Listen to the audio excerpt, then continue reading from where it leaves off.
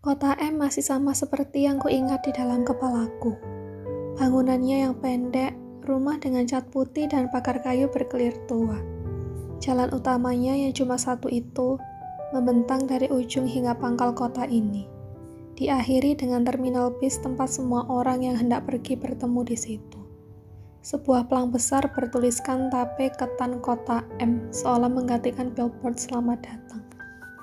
Pasarnya dengan jajaran toko yang tidak ditutup dengan rolling door seperti di toko Jakarta, melainkan masih dengan papan kayu yang harus dipasang satu persatu. Dan anehnya, kebanyakan dikelir warna telur asin, lalu diberi nomor urut agar ketika dipasang ulang tetap berjajar dalam urutan yang benar. Juga aromanya, aroma ampo, tanah merah yang masih basah sebab diguyur gerimis. Bagiku, aroma ampo di kota ini selalu bercampur dengan aroma kretek dari tukang becak yang mangkal di pinggiran jalan pasar. Wajik Nyonya Pang di kiri jalan seolah pertapa yang telah membatu, dan menjadi saksi kota M sejak zaman penjajahan Belanda.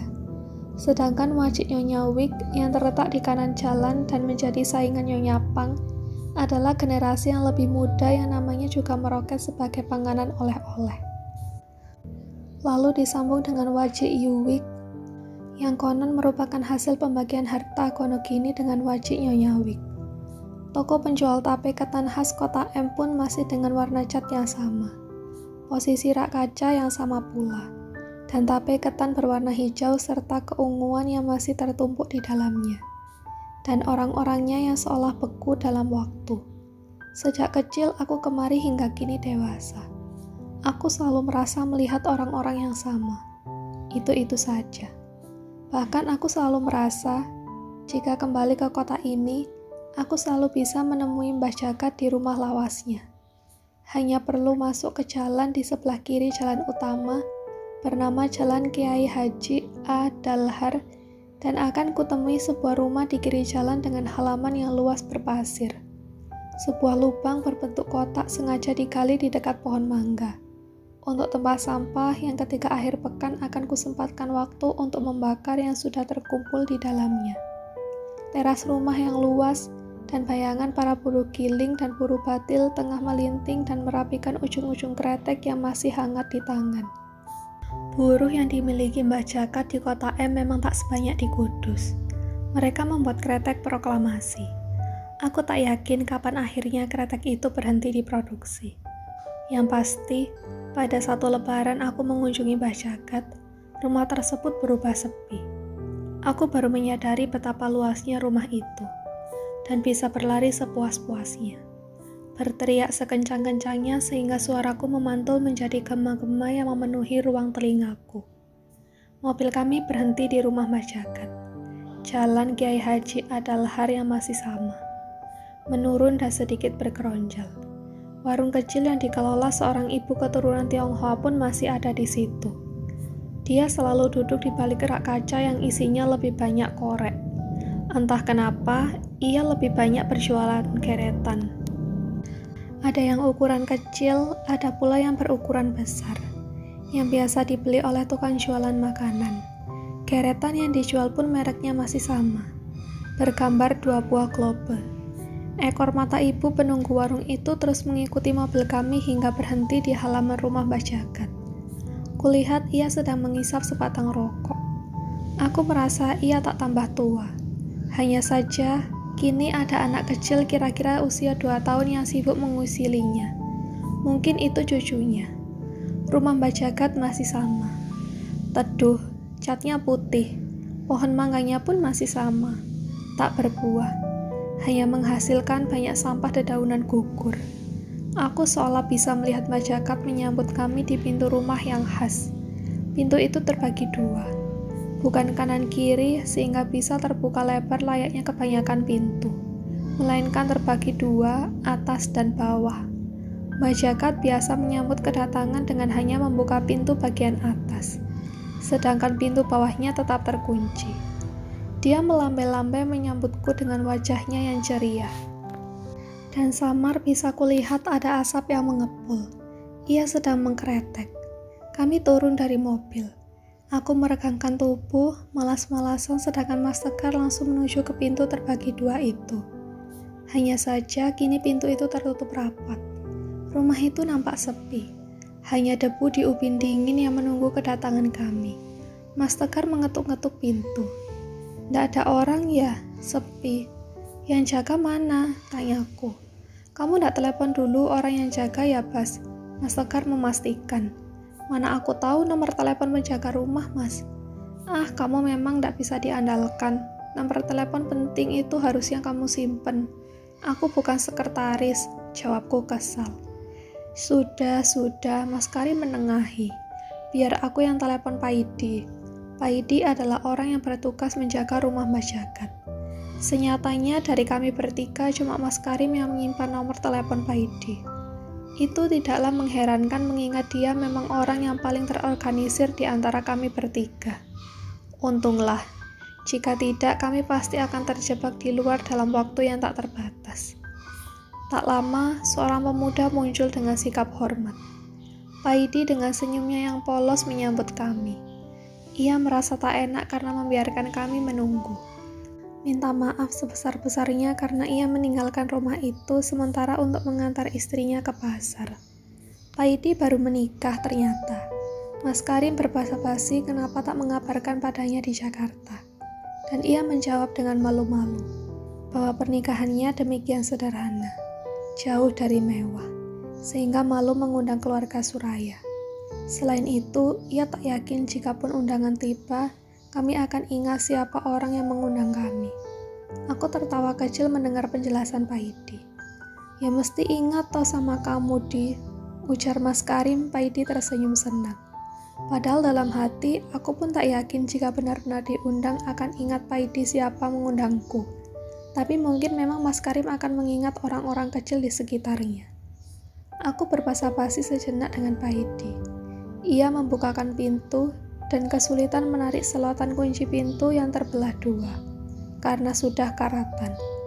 Aroma Mas Jagat masih bisa kucium di situ, bercampur aroma debu yang kini betah mendiami rumah Mas Jagat, menemani jiwanya yang mungkin masih tinggal di situ.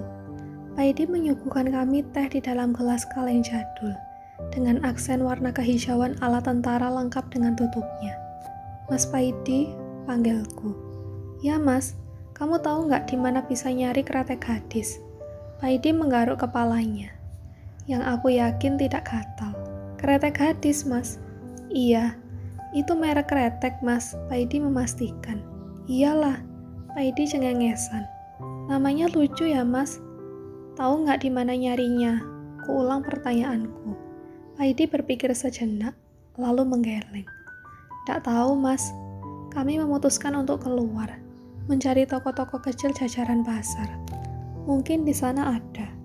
Setelah beberapa toko kami datangi, tak ada satupun yang tahu atau pernah mendengar kretek gadis. Mungkin kretek itu sudah lama tak diproduksi. Begitu banyak merek kretek yang datang dan pergi. Kretek gadis mungkin cuma menjadi salah satu yang hidupnya singkat dan kebetulan lewat dalam sejarah keluarga kretek Jagat Raya. Mungkin. Senja sudah turun. Gelap dan suara-suara jangkrik dan binatang malam menghiasi rumah Mbak Jagat. Aku kembali merasa Mbak Jagat ada di rumah itu. Dan sewaktu-waktu selalu bisa aku lihat ia sedang mengimami sholat. Atau keluar dari pintu kamarnya dengan langkah pendek-pendek dan pelan-pelan. Atau duduk di balik-balik belakang sambil memandang jajaran bonsai yang kini tak terurus. "Mas punya korek?" tanyaku pada Mas Karim. "Ada tadi di kantong kemejaku. Cari aja di kamar." Aku pergi sejenak, lalu nongol lagi. Nggak ada. Hilang mungkin. Korek memang sahabat rokok yang sering menghilang. Ia pergi kemana-mana bertualang. Seolah ia adalah preman pemberani yang bisa membuli siapa saja dengan apinya. "Beli aja sana, warung depan itu loh jual geretan." "Malas, suruh Pak Idi aja." "Kamu itu lo lebas, timbang urusan beli korek saja malas." Mas Tegar menyahut. "Apaan sih Mas, ini salah, itu salah. Aku ke dapur aja lah ngambil api dari kompor gas." Aku pergi dengan bersungut-sungut. Mas Tegar juga menunjukkan wajah tak suka padaku. Kami memang dua orang yang mirip anjing dan kucing. Tak lama aku kembali. Ternyata di sini masih pakai kompor sumbu. Bukannya malah biasanya ada korek. Nih, kutunjukkan satu pak geretan lapuk. Kelihatannya rumah ini benar-benar tak digunakan untuk aktivitas harian. Udah, sana beli aja. Mas Tegar kembali memerintah.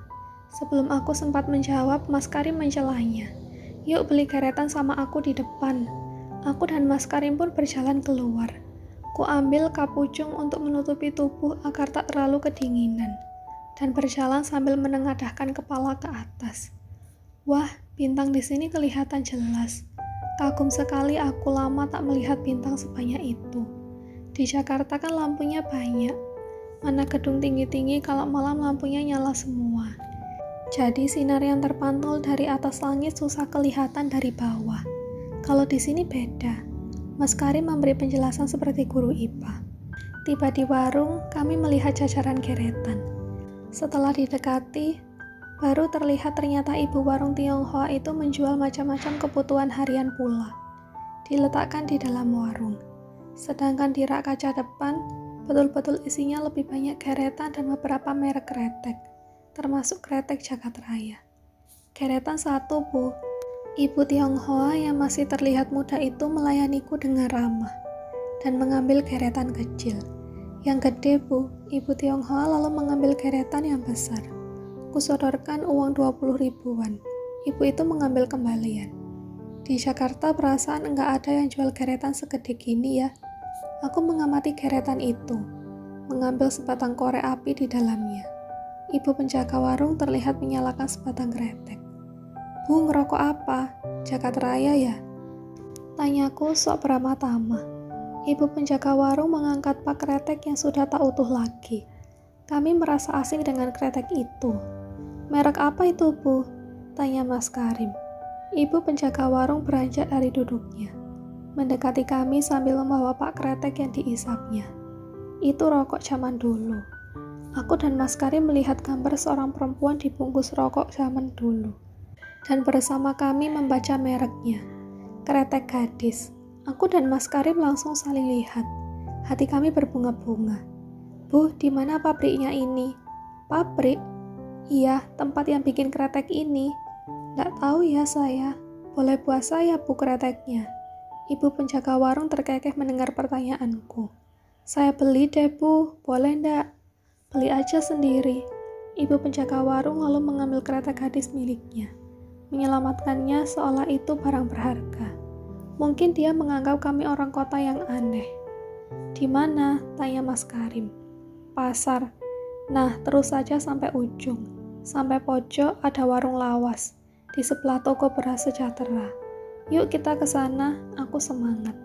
Jam segini sudah tutup, Mas. Ibu warung mematahkan semangatku. Kami baru sadar, ini kota M, bukan Jakarta. Besok pagi kalau gitu, Mas Karim menegaskan padaku. Ibu warung duduk lagi di kursi tunggunya.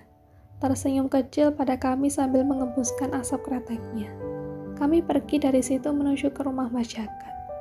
Lalu dengan semangat kami bercerita kepada Mas Tegar tentang kretek gadis yang ternyata masih ada. Dan hanya orang-orang tua di kota M yang masih menikmatinya. Pagi jam 7 kami bangun. Lebih tepatnya Mas Tegar dan Mas Karim yang sudah bangun. Aku masih merem, tentu saja. Sebetulnya tidak merem-merem amat, sebab aku bisa mendengar aktivitas di luar. Pak Idi menyiapkan bubur lemu untuk kami, lengkap dengan gudeg recek sebagai pendampingnya. Bubur yang biasa kami makan sebagai sarapan ketika kecil. Ku dengar Mas Tegar menyuruh Pak Idi membangunkanku, dan lekas bergegas untuk mandi. Kami langsung menuju ke warung kecil di ujung pasar. Seperti yang ditunjukkan oleh ibu penjaga warung kemarin, kami mencari-cari toko beras sejahtera sebagai ancar-ancar. Masalahnya, toko yang diancar-ancari itu tidak terlihatan seperti toko. Ia lebih terlihat sebagai rumah dengan tumpukan barang lawas dengan aroma khas menguar dari toko itu. Sekilas aku melihat ada kinang dan sirih ditaruh bertumpuk. Kiranya itu toko sirih. Seorang lelaki Tionghoa yang tua, kata tua tidak bisa menggambarkan dirinya. Antik. Ya, mungkin kata itu lebih tepat untuk menggambarkan lelaki itu. Jika ia benda, maka ia adalah benda yang kuno dan antik. Mungkin semacam porselen Cina yang lama terendam di lautan.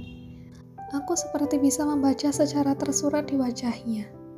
Andai aku bisa melihat matanya, aku tak bisa memastikan apakah mata itu melek atau terpejam. Dan jika pun melek, apakah ia masih bisa melihat? Atau benar-benar telah merapuh dimakan katarak? Lelaki Tionghoa itu duduk diam saja, seperti menunggui di warungnya. Kepala lelaki itu pelontos dengan bercak-bercak di kepala. Sehelai rambut menunggu gugur di kepalanya. Benar-benar cuma selembar, seolah menandai keantikannya. Ia cuma pakai kaos singlet dengan sebatang tongkat tergeletak tak jauh dari duduknya. Seekor lalat mendekati bagian mata lelaki itu yang berminyak, hingga di cembung matanya yang terus saja tertutup. Ia tak mengusir lalat itu. "Beli," panggilku. Lelaki Tionghoa itu tak bergerak. Kami saling pandang. Khawatir jangan-jangan ia mati sambil duduk. "Tumbas," kali ini Mas Tegar yang berujar "beli" dengan bahasa Jawa. Suaranya sengaja dikeraskan agar terdengar. Tiba-tiba seorang lelaki muda keturunan Tionghoa muncul. Mungkin itu anak lelaki antik itu. Tidak, mungkin dia cucu atau cicitnya. "Tumbas nopo?" Sopan, ia menanyakan apa yang ingin kami beli. "Suruh," ia bertanya apa kami ingin membeli sirih. "Sanes, tumbas kretek gadis." Kami tak ingin beli sirih, tetapi ingin beli kretek gadis. "Kretek gadis?" "Iya." Mas Tegar mengangguk mantap. "Jual kretek gadis kan?" Lelaki Tionghoa yang lebih muda itu mendekati lelaki Tionghoa yang antik. "Mbah Uyut kretek gadis." Dia memanggil lelaki Tionghoa antik itu dengan sebutan Mbah Uyut, yang berarti kakek buyut. Lalu, kejadian yang mengejutkan terjadi. Lelaki antik itu bergerak, lambat sekali. Ia beranjak dari kursi anyamannya yang ternyata bagian tengahnya sudah jebol. Ketika ia berdiri, kursi itu mengeluarkan suara berderak yang menandakan tak kalah reotnya dari yang menduduki. Aku, Mas Tegar, dan Mas Karim kaget. Lalat yang tadi menempel dengan nyaman di kepala lelaki itu kabur. Kiranya lalat itu sama kagetnya dengan kami. Lelaki itu berbalik dengan gerak lambat, menuju ke pojokan yang berantakan. Lelaki yang lebih muda membantunya, mengaduk-ngaduk pojokan yang ditunjuk tadi. Lalu ditemukanlah kretek gadis. Lelaki muda mengeluarkan satu bungkus kretek gadis dari tempatnya, memberikan pada Mas Tegar. "Boleh satu slot?" tanyaku. Mas Tegar langsung memotong ucapannya. "Buat apa satu slot?" "Ya buat apa kek? Buat kenang-kenangan. Kamu pikir kita liburan?" Mas Tegar kesal. "Satu saja Mas," lelaki Tionghoa muda melayani kami. "Berapa?" tanya Mas Tegar. "Berapa Mbah harganya?" Lelaki antik mengambil potongan kapur kecil. Lalu dengan tangannya yang bergetar karena Parkinson, ia menulis di meja kayu sebaris angka 4.500. Ia menyebut harga yang dituliskan lelaki antik. Kulihat bandrol cukai di kretek gadis tertulis Rp3.500, berisi 12 batang. Mereka mengambil untung yang lumayan, tetapi toh tak membuat mereka kaya raya. Aku mengambil kretek gadis dari tanganku dan membaca sebaris nama produsen, PR Idrus Muria Kota M Indonesia. "Kretek ini dibikinnya di sini ya Mas? Tahu pabriknya di mana?" Lelaki Tionghoa yang muda itu mengangkat bahunya. "Mungkin Mbah tahu." Lelaki itu mendekati Mbah Uyutnya, dan ia mendekati kupingnya ke lelaki antik itu. Suaranya keluar seperti sekumpulan lebah bingung. Katanya kretek gadis sudah tak dibikin di kota M sini lagi. Lelaki muda laporan ke kami, lalu kembali mendekatkan telinganya ke lelaki antik. Katanya sekarang di Magelang. "Magelang?" "Betulan di Magelang." Itu kata Mbah Uyut saya. Saat itu juga mobil kami menuju ke Magelang. Tak sampai 1 jam kami sudah tiba di kota itu. Tapi di mana kami bisa bertemu pabrik kretek gadis? Tanya aja sama orang sini, mungkin tahu. Kutunjuk sebuah warung di pinggir jalan. Mas Karim menghentikan mobil di sebuah warung. Aku turun dan membeli sebotol aqua untuk basa-basi bertanya. Kulihat jajaran kretek dipajang di rak kecil khusus tempat rokok. Kretek gadis pun ikut dijual dipajang di situ. Kebetulan sekali bersebelahan dengan Kretek Jagat Raya. Kiranya di kota ini kretek gadis lebih mudah didapatkan.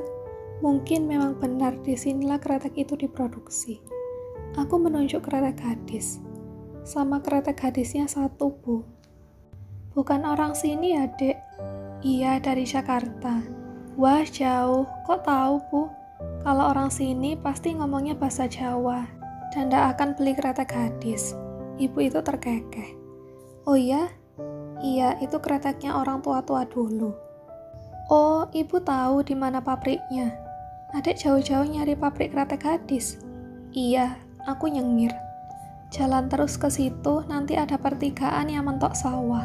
Adik ke kanan terus aja sampai ke rumah yang ada masjidnya di sebelah kanan. Sampai deh. Cengiranku hilang seketika. Serius, Bu, itu pabrik kretek gadis? Iya. Dengan semangat aku langsung naik mobil. Kami semobil pun heran. Kebetulan sekali ibu warung itu tahu di mana tempat produksi kretek gadis. Dan itu tak jauh. Kami ikuti jalan yang ditunjukkan penjaga warung. Sebuah rumah yang terlihat asri dengan halaman yang lumayan luas. Dan sebuah masjid di sebelahnya. Sebuah papan kecil bertuliskan PR Idrus Muria dan logo kretek gadis di atasnya. Terpampang di depan rumah itu. Kami keluar dari mobil. Seorang gadis manis melongok dari masjid. Ia menuruni tangga masjid. Di tangannya ada mukena yang belum rapi dilipatnya. Assalamualaikum, sapa Mas Karim. Waalaikumsalam, siapa ya? Saya Karim, ini kakak saya Tegar dan adik saya Lebas. Ada yang bisa saya bantu? Tanyanya sopan. Kami kesini mau mencari Cengiah. Oh Cengiah, sebentar ya, mari masuk. Kami bertiga masuk ke ruang tamu. Perasaan kami meluap-luap. Tak percaya akan bertemu dengan Cengiah. Perempuan yang disebut-sebut namanya oleh Romo ketika sekarat. Sebuah foto tua dengan warna sepia terpajang di dinding. Berwajah seorang laki-laki parubaya. Mungkin dia yang bernama Idrus Muria. Di meja ada sebuah foto bergambar dua orang gadis kecil. Juga berwarna sepia. Foto lawas yang bercerita. Gadis itu masuk, lalu muncul lagi bersama seorang perempuan parubaya, Cengiah. Ya, ada yang cari saya. Kami saling pandang. Seorang perempuan yang sangat biasa dengan wajah keibuan. Kira-kira usianya memang tak jauh dari ibu kami. Cengiah? Iya, saya Cengiah. Kami mencari Cengiah sebab romo kami mau ketemu Cengiah. Romo kalian? Siapa? Pak Raya. Cengiah berpikir, Pak Raya, Suraya. Iya, kami bertiga berbarengan menjawab. Saking semangatnya. Suraya yang punya kretek Jagat Raya? Iya, berbarengan lagi kami menjawab. Makin semangat. Cengiah tersenyum lalu duduk. Yang kalian cari bukan saya, tapi Mbak Yu saya. Dia dipanggil Cengiah juga. Namanya Dasyah, saya Rukayah. Kami memang sama-sama dipanggil Cengiah. Kami lemas mendengar jawaban itu. Di mana Mas Raya sekarang? Di Jakarta. Dia sakit, mau ketemu Cengiah katanya. Bisa tolong kasih tahu di mana Cengiah? Mbak Yunya Cengiah di mana? Mas Tegar memberondong Cengiah. Duduk dulu, siapa namamu? Tegar, saya putra sulung Pak Raya. Arum, panggil Cengiah. Ya Bu, bikinin teh 3 ya. Gadis tadi yang ternyata bernama Arum pergi ke belakang untuk bikin teh. Lalu Cengiah pun mulai bercerita. Saya masih ingat ketika pertama bertemu Mas Raya. Suraya adalah pemuda yang berjiwa bebas. Dia telah memikat hati Mbak Yuku dengan kisah-kisah petualangannya. Aku ingat mata Yoyah yang akan berbinar-binar ketika bercerita tentang Mas Raya. Semua berjalan dengan lancar. Bahkan bapak kami, Idrus Muria pun merestui mereka hingga suatu hari Mas Raya terlibat PKI. Konon, ketika PKI sedang gencar-gencarnya merekrut banyak orang, dan simbol-simbolnya beredar di mana-mana. Mas Raya mendapat modal untuk membuat kretek keluaran PKI. Dia memberi nama kretek itu Cap Arit Merah. Setelah kejadian 30S dan penggayangan PKI dimulai di mana-mana, nama Mas Raya pun terseret-seret. Semua orang tahu siapa pembuat kretek arit merah, sebab di bungkus kretek itu tertulis dikeluarkan oleh pabrik Suraya Kota M. Mas Raya jadi sasaran empuk. Meski sekeras apapun ia berkeras tak terlibat kegiatan politik PKI. Namanya masuk dalam daftar nomor antrean depan orang-orang yang harus diganyang. Mas Raya terpaksa pergi dari Kota M untuk menyelamatkan diri. Bahkan Mbak Yuku Yuyah pun jadi sasaran. Bapakku Idrus Muria juga dipanggil. Kretek Merdeka, nama dagang yang lebih tua dari kretek gadis, menjadi tertuduh termasuk kretek PKI. Katanya karena papier yang digunakan kretek Merdeka berwarna merah, seperti darah, seperti warna yang mendominasi segala lambang PKI. Padahal jelas-jelas kretek Merdeka itu dibangun Bapak pada zaman kemerdekaan.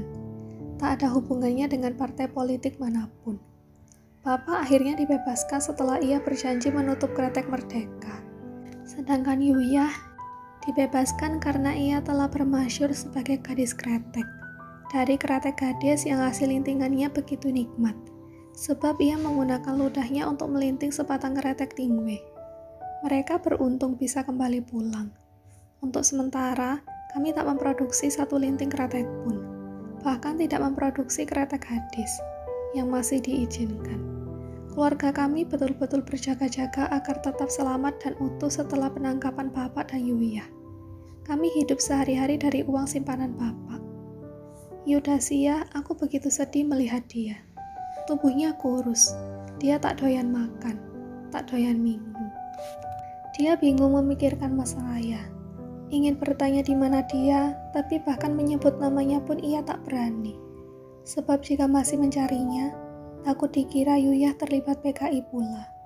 Hingga setelah hampir 1 tahun kejadian 30 SPKI terjadi, datang sepucuk surat dari Kudus. Ternyata Mas Raya di sana. Surat itu memberikan Yuyah harapan. Setidaknya ia tahu jalan suaminya selamat. Yuyah dan Mas Raya surat-suratan. Dari situ, Yuyah tahu kalau orang yang menyembunyikan Mas Raya adalah Pak Jagat, kakek kalian. Pak Jagat memulai kretek proklamasi di Kota M. Tapi kemudian, dia memutuskan untuk mengembangkan usahanya dengan pindah ke Kudus. Kelihatannya, Mas Raya sengaja meminta tolong Pak Jagat. Saya tidak heran, sebab sejak berada di Kota M pun pasti mereka telah mengenal, mengingat Mas Raya adalah tangan kiri Bapak. Pasti sedikit banyak Bapak ataupun Yuyah pernah cerita tentang persaingan bisnis antara Bapak dengan Pak Jagat.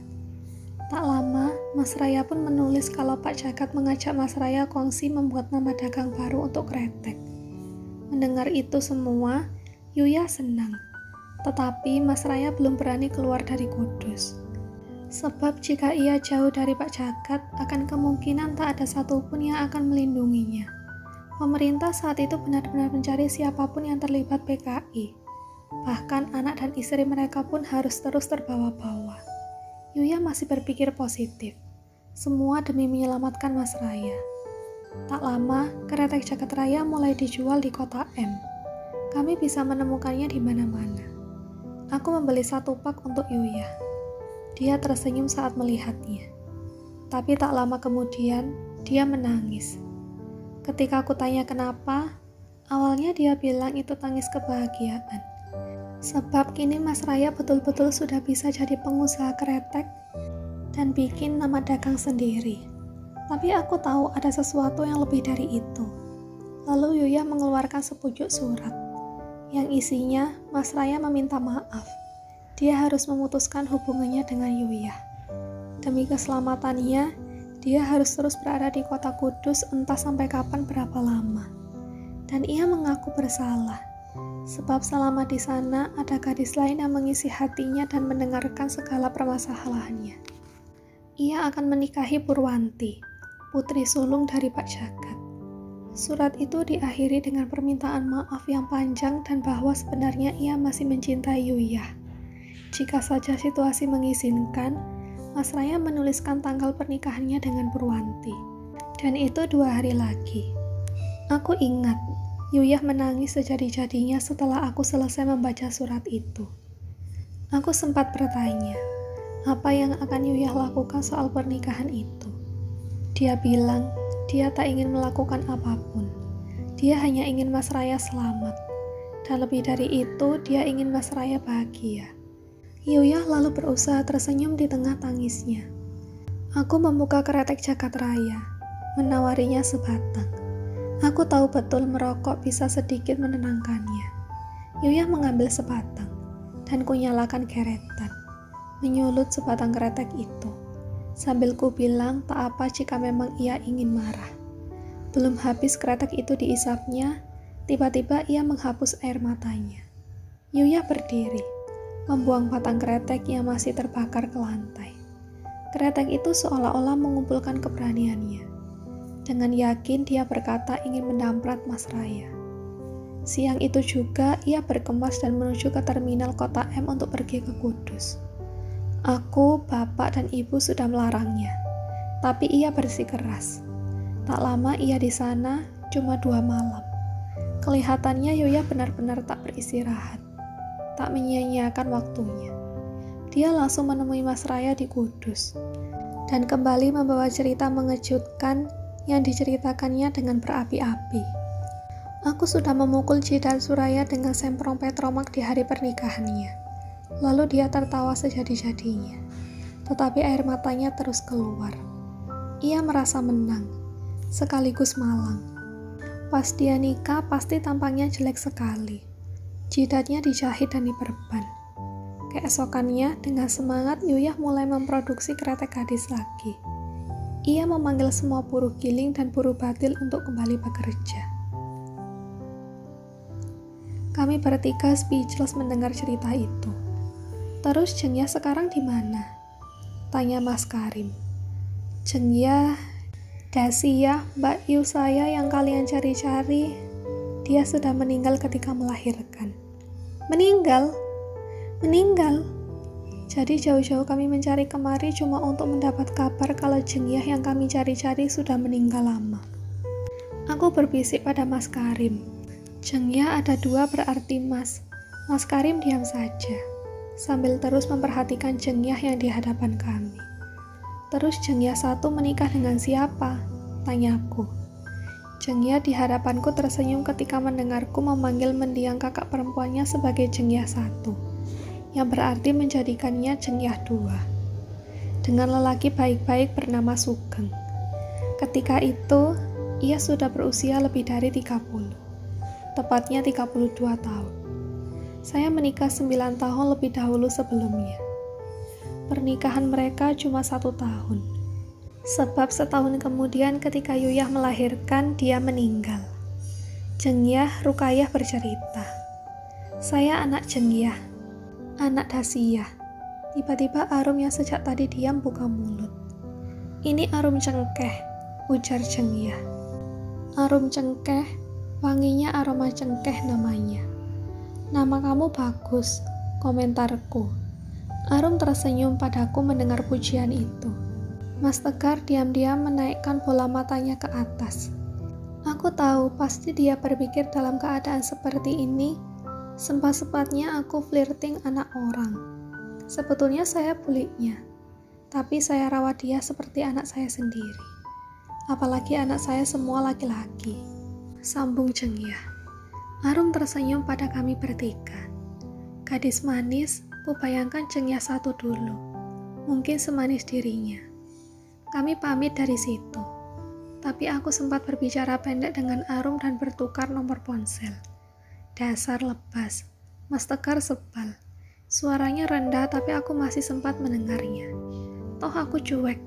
Terus saja aku berbincang dengan Arum. Ponsel Mas Karim menyala. Ibu menelepon. Diangkatnya panggilan itu. Ya Bu. Karim, kalian pulang sekarang. Romomu anfal. Suara ibu menembus dinding ponsel. Ia terdengar panik dan setengah berteriak. Tak lama telepon ditutup. Kami saling pandang. Kecemasan bergantung di wajah kami. Secepatnya kami menuju ke Yogyakarta dan mengambil penerbangan paling awal yang bisa kami dapat menuju Jakarta.